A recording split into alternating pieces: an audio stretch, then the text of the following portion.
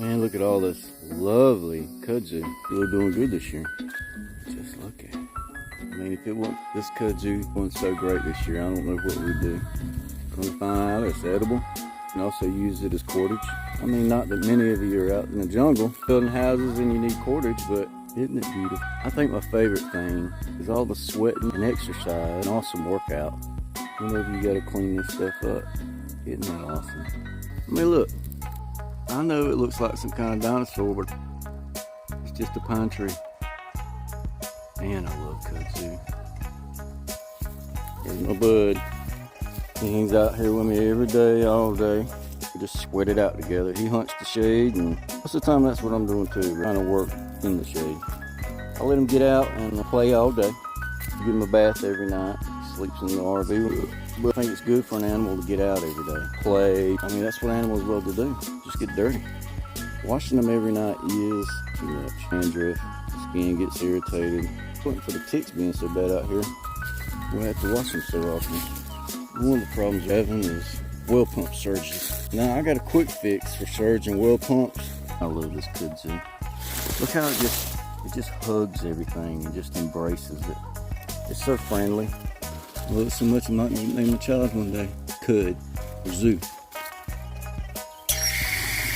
Y'all know y'all wanted me to do that. If it was surging, it'd be zzz, zzz, zzz.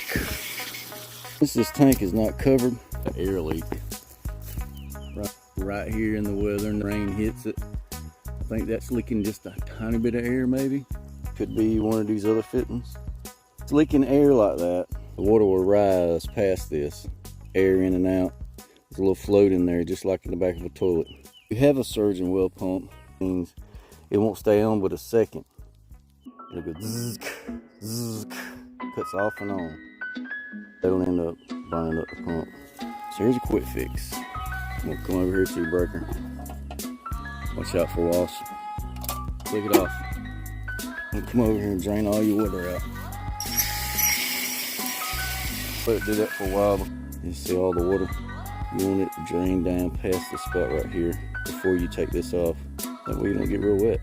Let's get wet.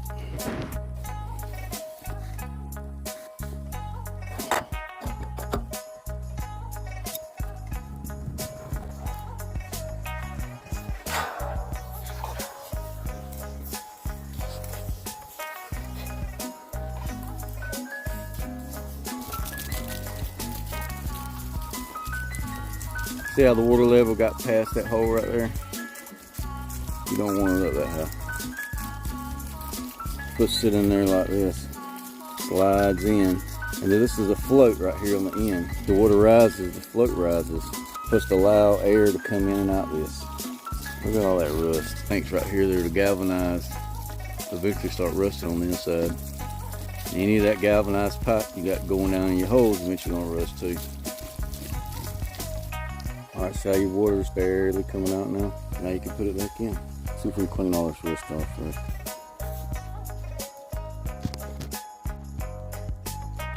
Alright, when you wrap this Teflon tape around the threads,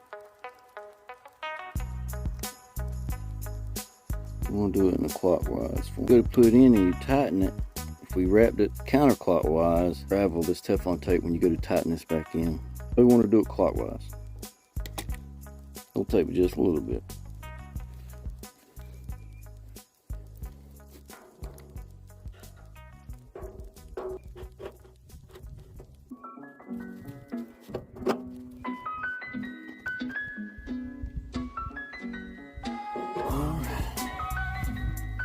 Once you get it back on, come over here and flip your breaker back on. Make sure your water's cut off wherever you had it on at. It's staying on. It's not surging. It's not going zzz, zzz, zzz, cut. And it should stay on till it hits, I don't know, 65 pounds. That kind of high because it's around a couple houses.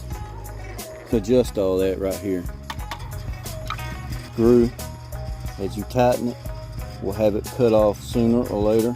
Those screws, you tighten it, will have it start pumping sooner or later. Oh, ladybug got on there, look. You get a lot of ants on your terminals right here. Let's see how far it gets there. Do not let your pump surge. It'll burn that pump out. See